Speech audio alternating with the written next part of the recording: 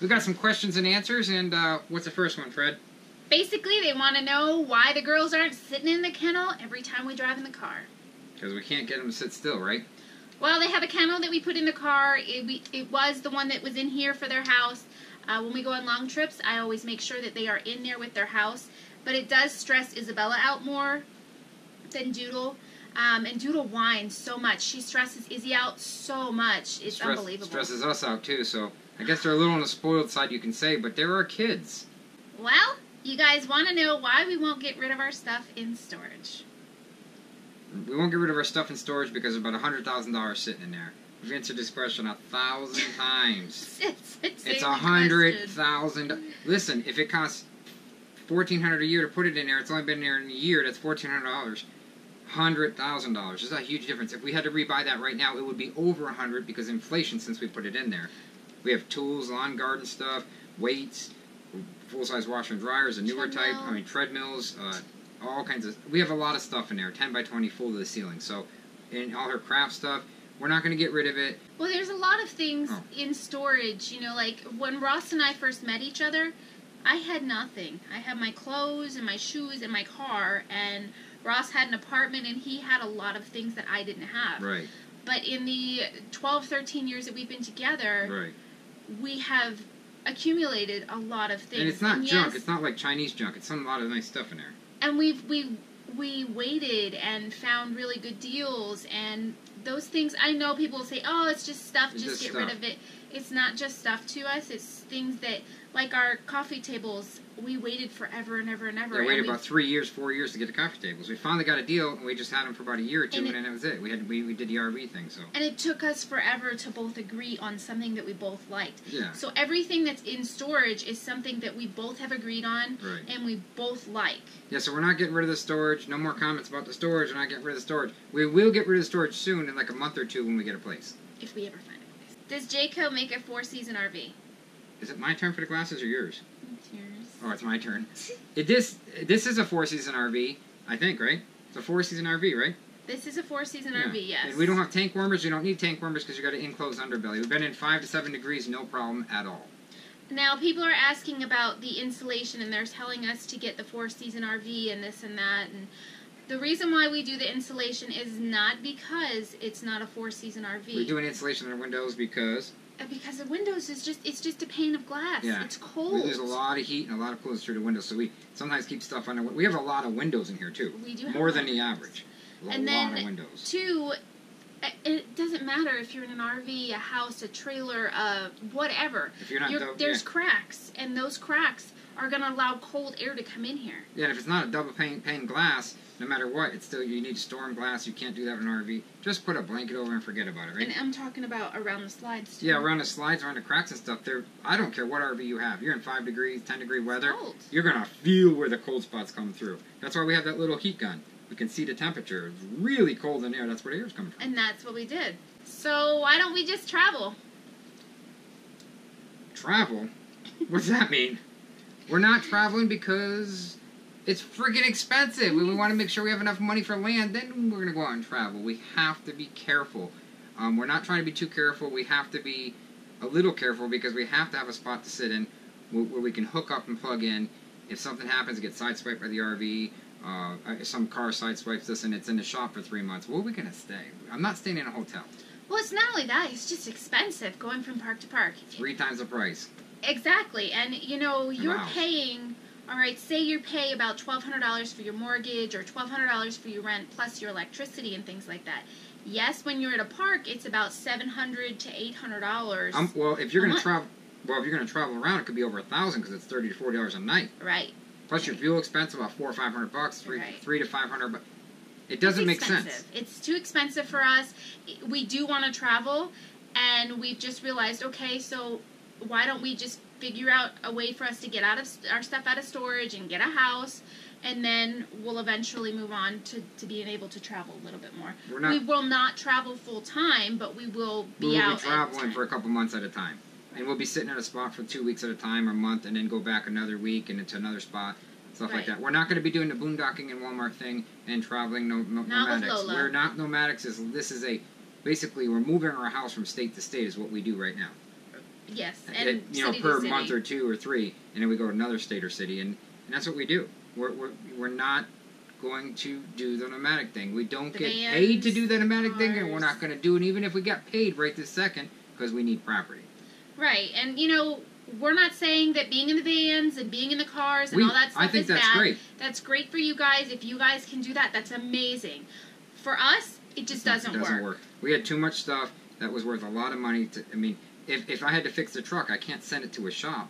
They'll charge me $1,000 every time I pull that thing in there. I can fix it myself, but I don't have a garage to fix it. I do now here, but it's temporary. It's not mine. So I want to get my own garage, my own air compressor, and we can work on stuff ourselves. And it costs too much money, labor, for someone to work on vehicles and stuff. It just costs too much. And this, out of its warranty, this RV, as soon as it's going to need repairs here and there, I'm going to have to do the work. Right. And people will say, well, we had a garage and we had all that stuff in Florida, but we wanted to be in a different area, so that's why we chose to do the way that we're doing. Yeah, we didn't like the area, and we were smart by taking our stuff from storage and bringing it in Georgia, so we wouldn't have to travel all the way back to Florida. That was smart. However, it does make it hard when you want to go back for things and you're like, oh, okay, I want to make some soap today.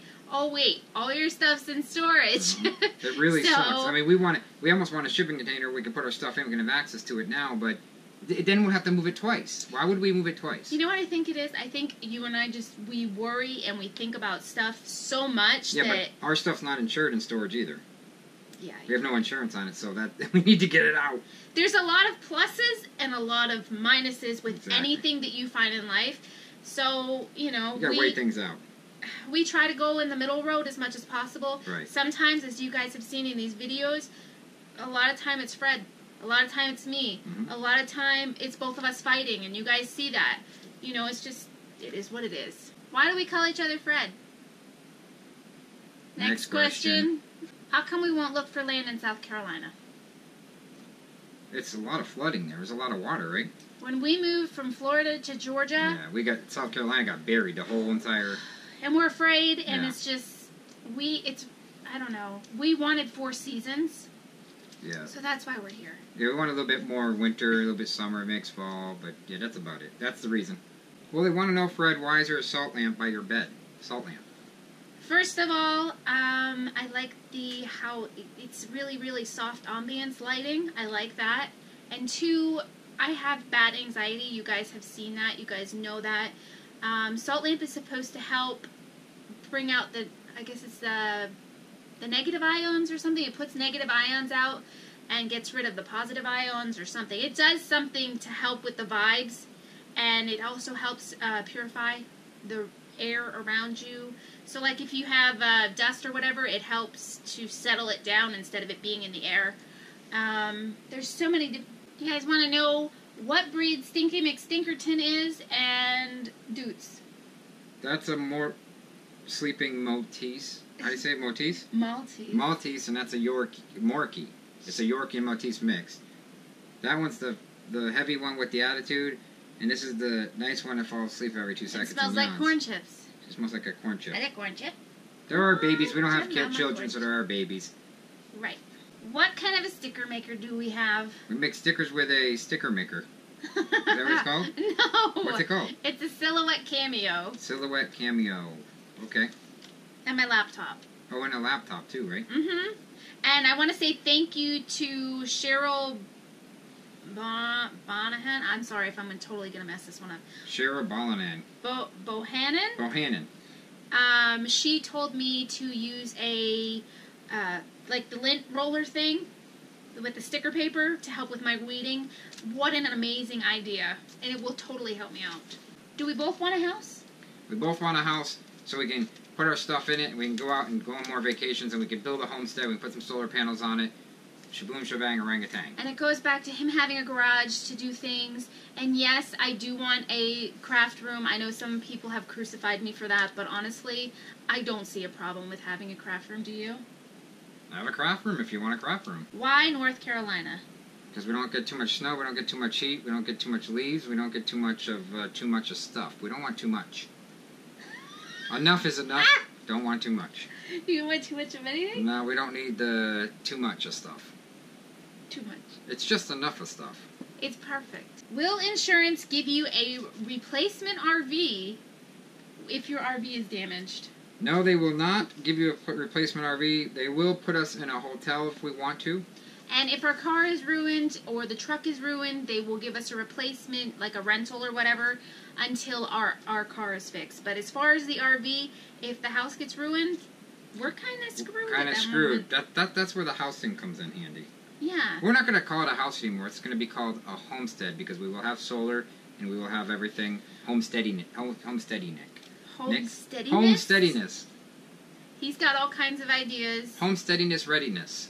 All right. Home preparedness. What do we really want out of doing all of this? What do we want out of doing all this? We basically don't want to be in the cycle. The cycle of going to work, dealing with the same people, seeing the same people, coming back home, doing the same thing. We don't want to be too comfortable, but we want to be just comfortable enough.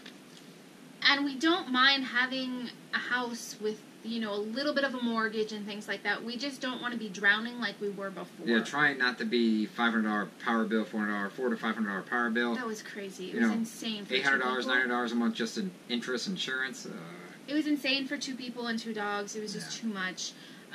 You know, if we had a family and we had to, you know, have a big house like that, that's different. Right.